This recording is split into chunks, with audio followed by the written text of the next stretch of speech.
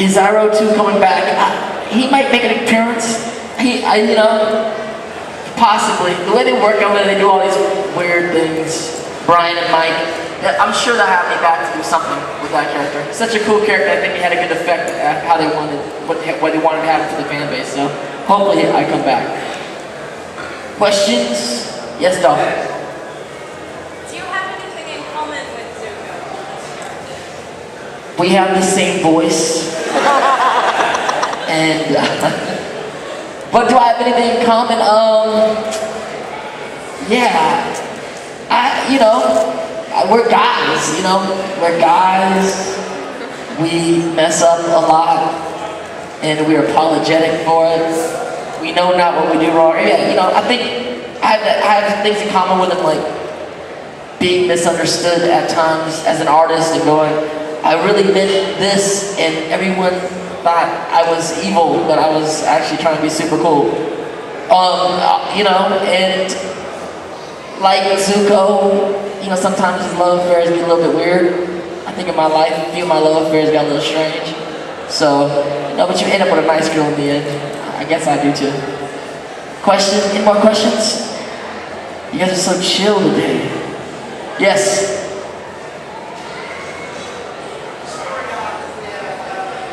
Come to the microphone so we can all hear you.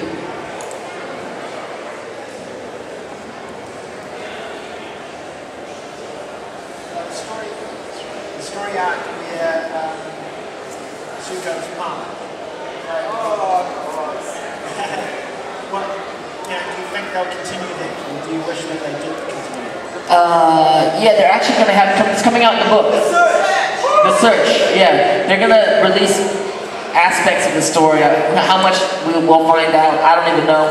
But in the comic book that they released, the first one was The Promise, the first series, the second series is going to be The Search, which I'm sure Zuko and the crew will go look for Zuko's mom. When it comes out, maybe I'll do something fun and voice some of the comic fans. Yeah, yeah, that'd be cool, right? What else? Questions? Any? Let's talk about anything. Go ahead. I can't hear you. Come to the microphone.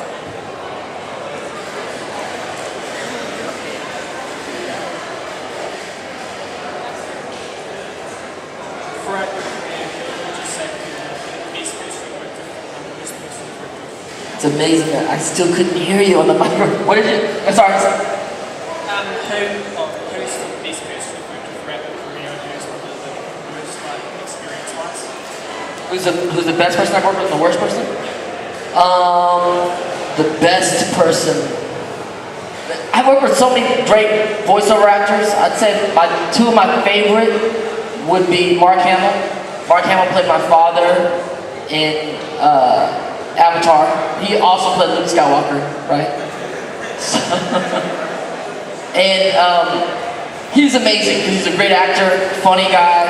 Actually, the first time I met him was the first when he played my father on Avatar, where he comes and scars me, right?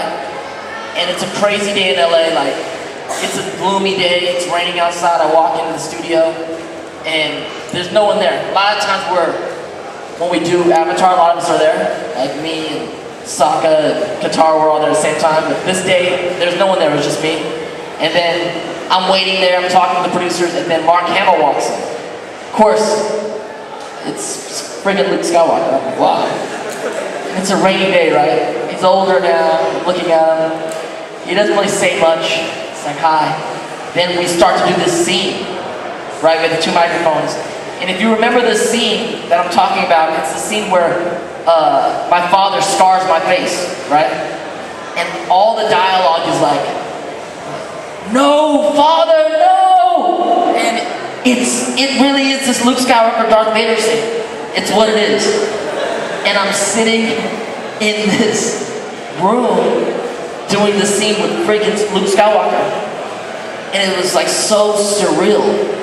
We're like really getting into the scene, and it's emotional and crazy, and it was just weird because we finished and then he leaves. Like, I mean, he's kind of a big deal when it comes to like voiceover, right? But he's not really like that, but that day, for some reason, that's what it was. And then he leaves the room, and I just am sitting there like, I just did the Luke Skywalker, Darth Vader scene with Luke Skywalker. And I was Luke Skywalker, and he was Darth Vader. It was weird. So like that was one of the coolest experiences ever. As far as the worst person, I don't know. I can't really say. I don't think.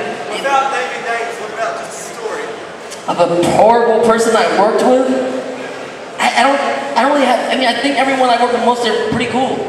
The thing about it, like horrible people usually get fired quick, especially in the voiceover world. It's such a small circle of people, and so you know, there's not.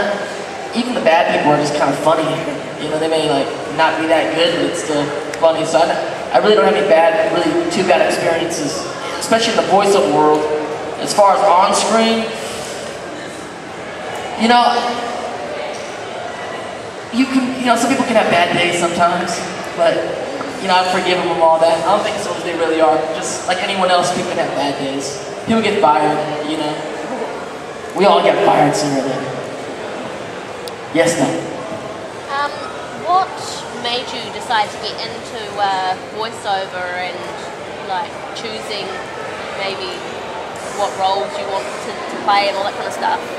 My question was, what made me get into voiceovers, and how do I choose roles or whatnot? I kind of stumbled into voiceover acting. Of course, I started my career and continued my career as an on-screen actor, and I got into voiceover because I started this poetry venue in Los Angeles. I think that's how it started. Who knows? In LA, no one knows how these things happen. But I started this poetry venue, and I became a pretty popular poet. And this is like in the maybe late 90s or something like that. And through the poetry, I started doing I did like a campaign for Nike, then I did a campaign for Sprite. And like my voice, I guess, got popular in that way. And someone at Cartoon Network in Los Angeles, they did a show called Kitty Bobo where they made the show for me. And then through that, I did that character, and then my agency, William Morris, picked me up, and that kind of went away, on the way it went. As far as picking roles, it's the same thing.